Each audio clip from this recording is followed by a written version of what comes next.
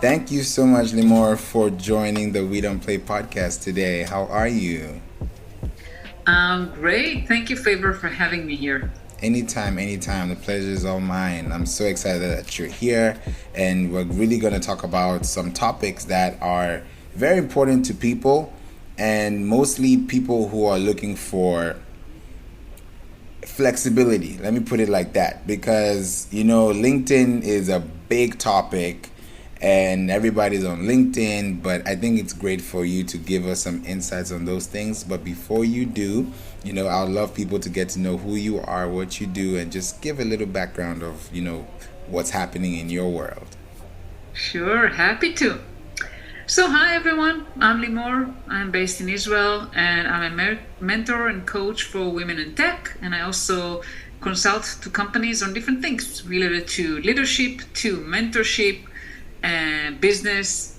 I come from rich experience in leading engineering organizations. And I decided to make a career shift about 2.5 years ago and focus on my passion, which is supporting women in the tech industry and helping them grow and thrive. So that's what I like doing the most. Wow, that's beautiful. When you said tech, tell me more. I really want to know, how did you start? What was the passion behind it? How did I start what I'm doing today or in general? I would say in general. Yeah, so I started my career. So basically what happened was I'll have to go back to high school. I back then studied, focused on STEM, so studied physics, math, chemistry, and the school system kind of classified me as one thing, right? As a STEM, strong in STEM, and I thought that's the only thing I could do. So I chose a career and I decided to go and study computer science, and from that on started my career as a software engineer. At some point I realized that I like working with people and I liked leading others, and I chose to become a manager and later on a director of engineering. And that's kind of how things happened. Along the way, I found that I have other skills as well, that I'm very good with people and that I have good influence of people and help them navigate different challenges. And it happens that it was not planned, but the company approached me in 2016 and asked me if I'm interested in mentoring engineering managers. And I said, yeah, sure, I'm happy to. And when I started doing that, found out two things. First of all, I loved it. I really enjoyed that. I enjoyed helping others. I enjoyed making a positive impact on someone's career. And the second thing was that I got a lot of good feedback from people I mentored, how I helped them overcome different challenges they had. And I like the most working with women because, I want to help women. I want to help women, overcome their insecurities and whatever is holding them back. That's beautiful. Yeah. Wow. When I think about what you've said, especially when it comes to helping people, people love to be helped, but not everybody likes to be helped, but the people that you do help end up seeing the value in what you're bringing to the table. And that's also giving them something to think about long term. So, you've mentioned how you've been in tech, you've built it out, you have your own business. Now, some people have this, especially during COVID, everybody has been trying to get away from the 9 to 5 work-life balance and try to get out of that and maybe have a few other income streams coming in from the one that they're mainly using or mainly having. How does someone wake up and say, okay, I'm going to start a business today? How do they just jump out of their shell and their comfort zone and think about the pros and the cons? What is the best way to give someone this mindset so they're not stuck? Yeah, so, it's a process. It doesn't happen overnight. It didn't happen overnight for me. I felt that there is more to me to give to the world than what I was doing. I think it's, first of all, identifying your passion. What makes you fulfilled like you have a purpose in life, like you're doing something that it's not just making a living, but actually gives you a sense of a mission, right? That you're actually making a difference. And then identifying your strength. And if you don't know or you're not sure, ask others. I mean, I always recommend people that I coach and mentor, just get feedback from people who are close to you, either in your personal life or at work. Ask them, what are you good at, and what maybe are your weaknesses, and kind of the combination of your passion, your strength, and what is needed in the world, right? What people are actually willing to pay for. It's where you should focus your energy. And it's not easy to stop being an employee and move to being self-employed. It's not an easy path. And you don't have to do it all at once, by the way. You can just experiment, right? I mean, if you're good at something, for example, I just reached out to some people in my network. I was looking for some consultants for a company that I consult to, some technical consultation, and those people are working full time, and I reach out to them, hey, are you willing to consult a few hours? And I say, you know what, I've never done that, but I'm willing to try. So even trying to, utilize your expertise elsewhere, try to consult, help some companies, maybe you'll find out that you like it. Or if you want to start something small, like maybe you want to start some training, you like teaching something, so create either a recorded training or a live training and pass on your knowledge and see if you like to doing that. You can experiment, you don't have to do it all at once. I love that you use the hybrid model. That's beautiful. Yeah. Yes. Because we all know that life are not black and white. There's something in between. And I know firsthand how hard it is to make the transition. I was an employee my entire life. That's the only thing I knew. That's the only way I knew how to make money. And it's not easy to step out of that comfort zone. I mean, to some degree, right? It's a comfort zone that you have a paycheck every month and go to the completely unknown. As a business owner, you don't know what's your income going to be. That is so true. That is so true. It sounds scary. Someone hearing this is like, I'd rather face the known than face the unknown. Yeah, I don't want to scare anyone, but transparency and honesty is one of my core values, and I always prefer to be transparent. I don't want to scare everyone off. I'm just saying you need to know what you're getting into and figure out if it's the right path for you, because not everyone are built the same. And for some people, being an employee, that's what works for them, and some people hate it. I realized at some point in my career that I wanted the freedom. I want freedom to choose when I work, who I work with. I wanted my own terms. How much days off do I take? I don't want to report to anyone about days off. I want to just decide what I'm doing.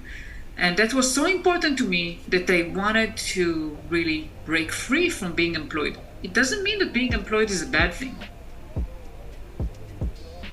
That is true. That is really true. I think the way people think about this is more money, more time, or more money, less time, or less time, more money, or less time, less money. So you have to choose which quadrant you want to be in, because it also thinks about your flexibility. Because some people, are employees and they're working for maybe 2, 3, 4, 5 years, and then in their 6th year they decide to use their savings to start a business in the 7th year, and then by the 10th year they already have 3 years of business experience because they left. But the timing is also important. So when you think about a business, like right now we're getting towards the end of the year, how does someone think about transitioning online too? Because think about it, the person who may be an employee may have their LinkedIn profile for jobs, but they maybe want to be an entrepreneur and they have to change their LinkedIn account to a creator account, and maybe there's a policy in the company that you can't do that. So there are some restrictions. How do you go about that?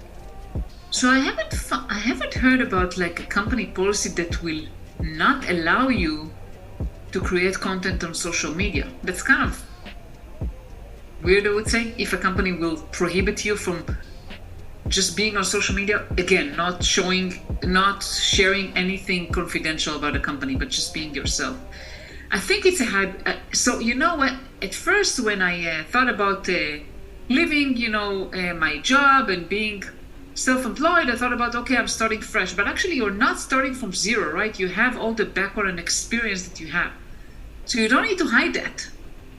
But as you mentioned, you need to transition your brand on LinkedIn, if we're talking about LinkedIn, from an employee, and showcase your skills and how they can be applied elsewhere.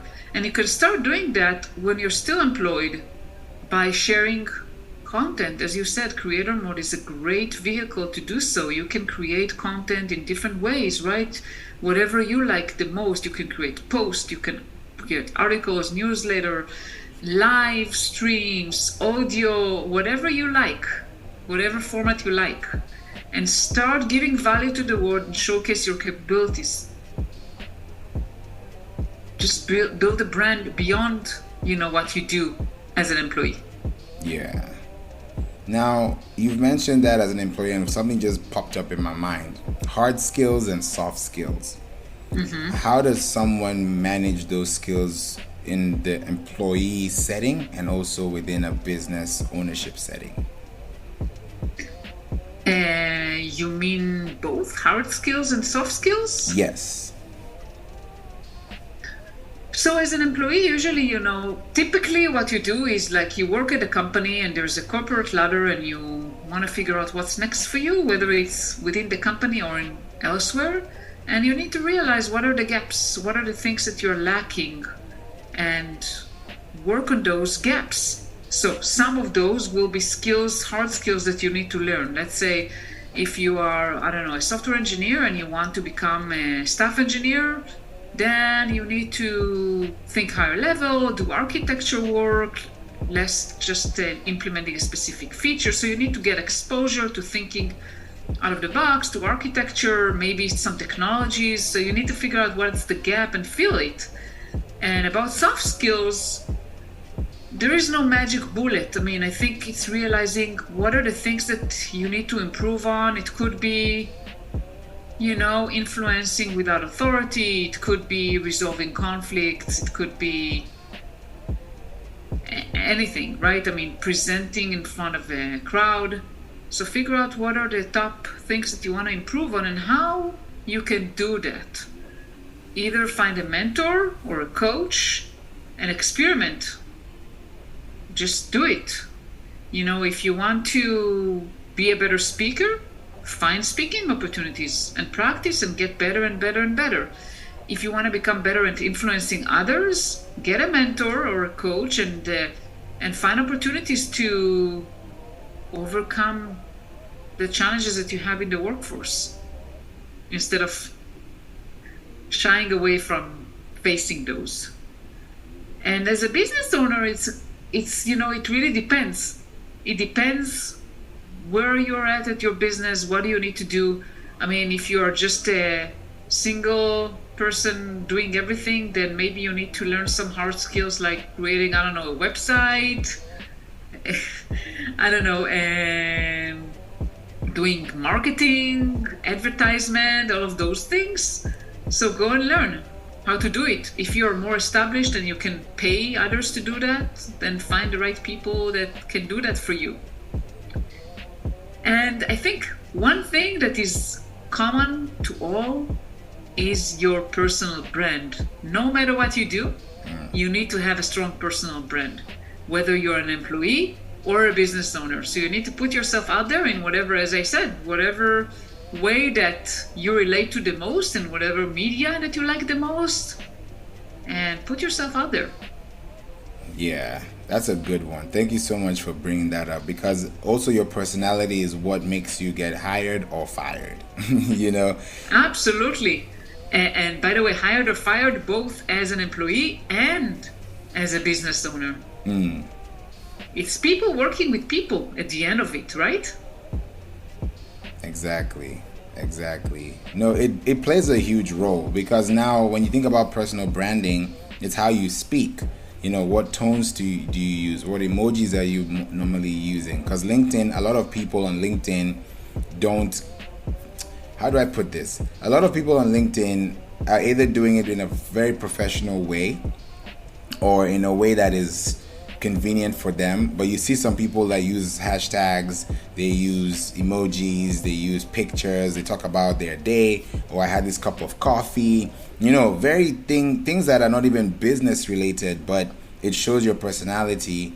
And some people are also having imposter syndrome because they don't know if this person will like it, if my connections know me like that. So how does someone break that monotony of personal branding so they can feel like themselves and be authentic in their space?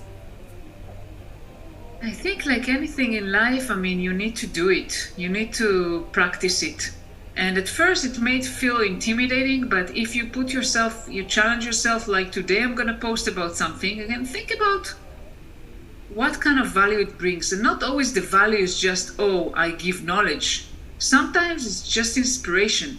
And, it happened to me a lot of times that I posted some stuff and I thought, well, no one looks at it, right? Because not all the time I get a lot of comments or likes or whatever. But then sometimes people tell me, wow, I really follow you on LinkedIn and you inspire me. So they may not even react to what I'm doing, but eventually it makes an impact. So sometimes we think too much, and we think too much about what people will think of us and how they will judge us. Just do it. Jump into the water and do it. That's a good one. I feel like people will definitely want to do that more now after listening to you, because we're not perfect, and if we can go and just be ourselves, then the people will actually feel like, oh, this person is actually putting themselves out there, so I can do it too. If she can do it, if he could do it, then I can do it. So I think it's the power of impact, like you mentioned. Without impact, there's no reaction. Yeah, absolutely. And today everyone can be a creator, right? You don't need much. You just need an internet connection. That is true. That is so true. If there's one thing you can tell our amazing audience today when it comes to personal branding or just transitioning, which we've been talking about today, what is the one home takeaway point that they should consider? If there's anything they need to take away from this conversation, what would that one thing be? Realize that things take time. Be gracious with yourself. Changes take time. When I started, there were a lot of times that I was frustrated or being too harsh on myself. But eventually I realized that the change takes time. And I need to just let go of my fears, of my judgment, and just things will happen. And that's what happened eventually, right? Good things started to happen when I let go and believed in myself and just continue on the path that I wanted to. But it takes time. You need to be patient. Yeah, I think patience is a major thing. Thank you so much for that. That is very helpful. And I know a lot of people will definitely want to stay in contact and learn from you as well. And I'm sure they will definitely want to connect with you on LinkedIn, because they were like, oh, she's talked about LinkedIn, so let me go see what she's doing. Yes, definitely. This has been amazing. This has been a great speed talk. And I'm so glad you were able to share your amazing insights with us, especially on your backstory. And that's one of the things I love about this podcast, is that we hear unique stories every time, and everybody's unique. And it's always that uniqueness that brings that authenticity to the room. So I really appreciate you for bringing this today, Limor. Yeah, my pleasure. Thank you so much for having me, Fabian. Yeah, anytime. If there's any way they can reach out to you and connect with you, what are the options they have available? Yeah, probably the best is LinkedIn. You just type Limor Bergman and you'll find me. And I also have a website, limorbergman.com. So either of those work. Okay. And definitely, if you guys are trying to figure out where that is, it's in the show description. as well. It's all available in the description for you. So just click away and connect with Limor, and eventually you can be able to stay in contact with her and let her know where you heard her first on the podcast. That's also a good way to know that people are listening and actively taking action as well. Thank you so much. I appreciate you. Thank you. You're welcome. Anytime.